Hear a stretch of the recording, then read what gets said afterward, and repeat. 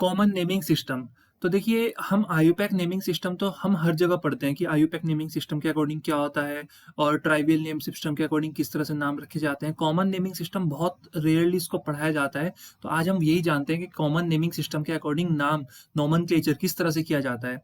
तो देखो, common naming system ना बहुत ईजी है। कैसे? कि हमें यहाँ पे जब नाम लिखना है ना, तो हमें सिर्फ एक ही चीज करनी है, प्रीफिक्स प्लस सफिक्स। क्या करना है? Prefix plus suffix. तो प्रीफिक्स का मतलब क्या होता है? Number of carbon atom. और सफिक्स का मतलब क्या होता है? Functional group. प्रीफिक्स का मतलब क्या होता है? Number of carbon atom. और सफिक्स का मतलब क्या होता है? Functional group. अब देखिए, प्रीफिक्स हम कैसे यूज करते हैं। तो अगर कार्बन एटम की संख्या 1 होगी, अगर carbon number of carbon atoms कितने होंगे? 1, तो हम प्रीफिक्स यूज करते हैं फॉर्म। अगर नंबर ऑफ कार्बन एटम्स 2 होंगे तो प्रीफिक्स हम यूज करेंगे एसिड। अगर नंबर ऑफ कार्बन एटम 3 होंगे तो हम प्रीफिक्स यूज करेंगे प्रोपियोन।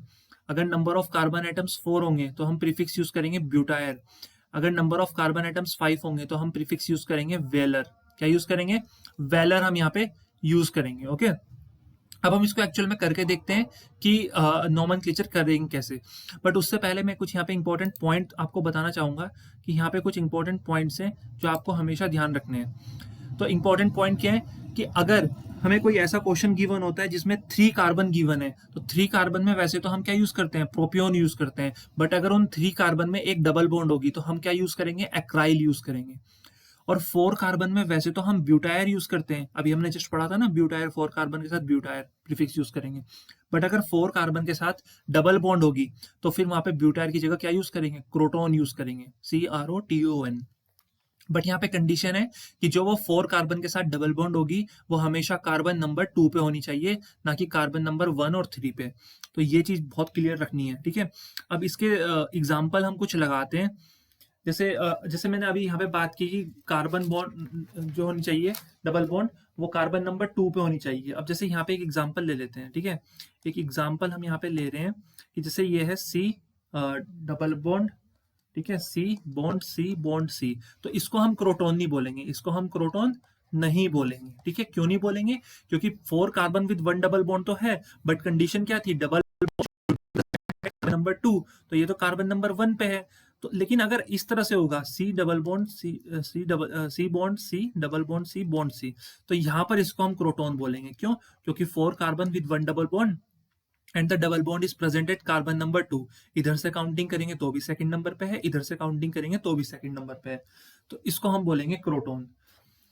तो चलिए अब चलते हैं नोमेनक्लेचर की तरफ कि अगर हमें कॉमन नेमिंग सिस्टम के अकॉर्डिंग नोमेनक्लेचर करना है तो हम किस तरह करते हैं। तो देखो, यहाँ पर अगर हम ध्यान दें, हमें नाम कैसे लिखना है, मैंने जैसे क्लियर किया था, नाम किस तरह लिखते हैं? Prefix plus suffix. नाम लिखने का तरीका क्या होता है? Prefix plus suffix. तो सफिक्स का मतलब होता है फंक्शनल ग्रुप और प्रीफिक्स का मतलब होता है नंबर ऑफ कार्बन एटम। तो यहाँ पर कितने कार्बन नजर आ रहे हैं? 1। तो 1 कार्बन के लिए क्या यूज होता है? फॉर्म। 1 कार्बन के लिए क्या यूज होता है? फॉर्म। और यहाँ पे फंक्शनल ग्रुप कौन सा है? एल्डिहाइड। तो एल्डिहाइड, ठीक है। तो फॉर्म प्लस एल्डिहाइड ये क्या बन जाएगा? फॉर्मल्डिहाइड। क्या बन जाएगा? फॉर्मल्डिहाइड, ठीक है। जैसे यहाँ पे कार्बन कितने?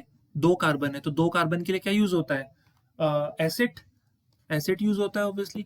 प्लस, और ये कौन सा फंक्शनल ग्रुप है? एल्डिहाइड। तो एसिड प्लस एल्डिहाइड क्या बन जाएगा? एसिटल्डिहाइड। ये नाम सुना होगा आपने, एसिटल्डिहाइड। तो एसिटल्डिहाइड बन जाएगा।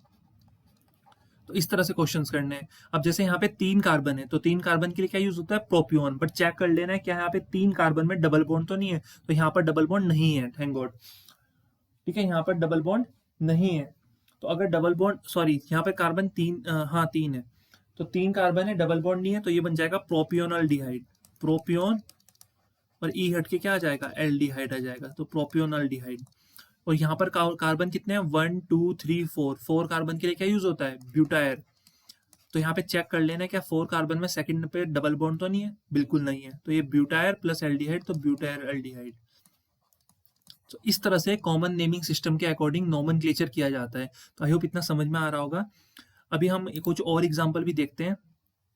जैसे यहाँ पर एक एग्जांपल है, कितने कार्बन नजर आ रहे हैं? 3 कार्बन। बट 3 कार्बन के साथ एक डबल बॉन्ड है। तो मैंने क्या समझाया था कि अगर 3 कार्बन के साथ एक डबल बॉन्ड होती है तो उसको प्रोपियोन ना लिख के क्या लिखते हैं? हम लिखते हैं एक्राइल। क्या लिखते हैं? एक्राइल। तो ये हो जाएगा ACRYL, एक्राइल। और ये एल्डिहाइड ग्रुप है, तो ये बन जाएगा एक्रल्डिहाइड। एक्रल्डिहाइड, ठीक है। ऐसे ही जैसे यहाँ पर है 1 2 3 4 4 कार्बन है और डबल बॉन्ड कार्बन नंबर 2 पे है, तो 4 carbon with double bond at carbon number 2, तो इसको हम बोलेंगे क्रोटोनल्डिहाइड। क्रोटोनल्डिहाइड इस तरह से बोलेंगे, क्रोटोनल्डिहाइड।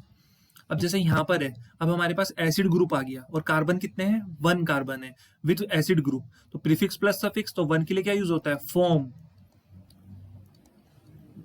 और ये कौन सा ग्रुप है, एसिड ग्रुप है, तो ओइक एसिड है ना, तो फॉर्म प्लस ओइक एसिड क्या बन जाएगा बच्चों, फॉर्मिक एसिड बन जाएगा ये, तो ये हमारा फॉर्मिक एसिड बन जाएगा। सिमिलरली ये हमारा क्या कहलाएगा, तो यहाँ पे नंबर ऑफ कार्बन कितने हैं, 3 कार्बन है, तो 3 कार्बन के लिए क्या यूज होता है, प्रोपियोन यूज होता है, ठीक है। बट अगर 3 कार्बन के साथ एक डबल बॉन्ड आएगी तो क्या यूज होगा, फिर एक्राइल यूज होता है। तो ये चीज हमेशा ध्यान रखनी है, इसमें मैक्सिमम गलती करते हैं बच्चे। तो यहाँ पर अगर 3 कार्बन है विद नो डबल बॉन्ड तो हम यूज करेंगे प्रोपियोन, तो ये एसिड ग्रुप है, तो प्रोपियोन प्लस ओइक एसिड क्या बन जाएगा, प्रोपियोनिक एसिड, प्रोपियोनिक एसिड बन जाएगा हमारा। सिमिलरली अगर हम बात करें नेक्स्ट एग्जांपल की, तो देखो ये एग्जांपल इंटरेस्टिंग है, कैसे, क्योंकि अभी तक हमारे पास सिंपल स्ट्रेट चेन हमको मिल रही थी, बट यहाँ पर देखो, यहाँ पर क्या है, स्ट्रेट चेन ना देके थोड़ा टिपिकल सा दे दिया है। तो ये तो हमको पता है कि ये एसिड ग्रुप है, ये तो ओइक एसिड है, बस अगर हमें इस वाले कंपाउंड का नाम मालूम पड़ जाए तो हमारा काम बन जाएगा।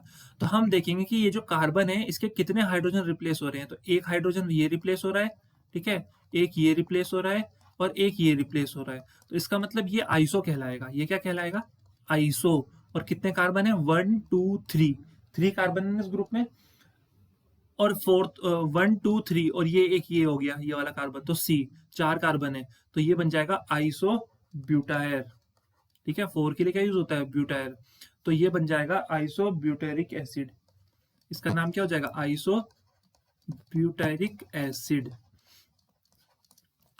तो बच्चों इस तरह से हम कॉमन नेमिंग सिस्टम में नोमेनक्लेचर करते हैं। वीडियो ज़्यादा लेंथी ना बने, ज़्यादा बोरिंग ना हो जाए, तो इस वजह से हम इसको वीडियो को इतना ही रखते हैं। अगर आपको कॉमन नेमिंग सिस्टम में फिर से कोई प्रॉब्लम आ रही है तो हम इसकी और एक डिटेल वीडियो बना के डिस्कशन करेंगे कि ये इसमें और नोमेनक्लेचर किस तरह किया जाता है, और क्वेश्चंस की प्रैक्टिस करेंगे ताकि ज़्यादा से ज़्यादा प्रैक्टिस हो जाए।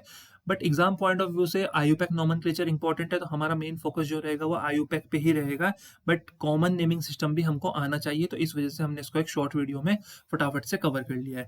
आपको वीडियो कैसी लगी प्लीज़ कमेंट करके जरूर बताना, और अगर वीडियो पसंद आई तो प्लीज़ लाइक, शेयर और सब्सक्राइब